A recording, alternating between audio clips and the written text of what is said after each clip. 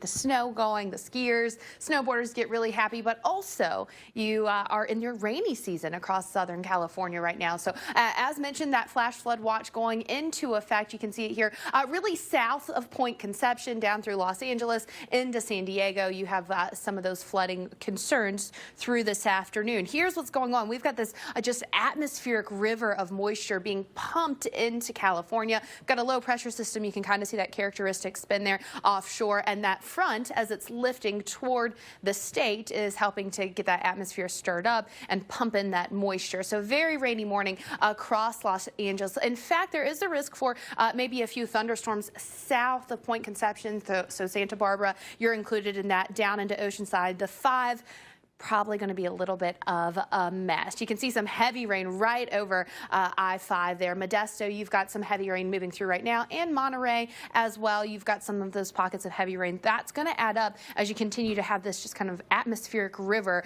adding in that moisture throughout the morning. Here's the setup. We've got this strong upper support that's going to be lifting through eventually, but at the surface, we've got this low pressure system moving onshore and the tropical moisture streaming in ahead of that. So you've got all the ingredients that you need to have a really messy setup there across California. This is what we're looking at across the Southwest. So milder air for the valley regions, but colder air in the mountains. And that's why we've got the possibility, certainly, of seeing that for sure. Absolutely. Definitely. But, you know, regardless of the weather, there's going to be people out wanting to be there and watching the lights. Certainly is. It's 6:30 Weather Center Live rolling on now. I'm meteorologist Felicia Combs. And I'm meteorologist Chris Bruin. While the Southwest is putting its own spin on frosty, kids are building the real deal across the Northeast, where Winter Storm Ezekiel. The microphone and provide lyrics got free tickets to a Boston Pops concert. So a little way to make some of that travel trouble a little bit better. Let's talk about Ezekiel, though, because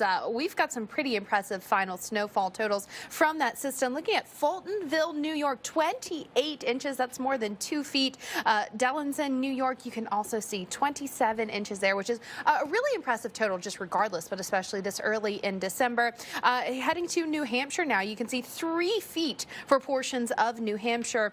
Peru, Massachusetts, 28 inches there. And then heading a little bit farther south, so it wasn't only the Northeast and New England that got a lot of snow that we've got possible across the Great Lakes region with that lake effect snow, but we also have another kind of clipper system that's going to end up moving across the northern tier of the country. You see it here. This is currently that main low pressure center in Canada. That is going to swipe through the northern tier. It's going to bring another dash of slightly cooler air behind that cold front as well, and another dash of snow across the Great Lakes region and into the Northeast as we head into the latter part of the week. So places like Buffalo, Syracuse, you're just really not getting a break from this winter weather. And then after a brief warm up, this will also bring us just a little shot of another cool down as well. So let's time it out for you. Starting you out Thursday night. So tomorrow night, you can see that snow filling in across portions of Michigan. That's going to stretch into Lake Erie, Lake Ontario area. And then you can see that snow falling across Buffalo and into Syracuse as we head into Friday morning. Your Friday morning commute could get a little tricky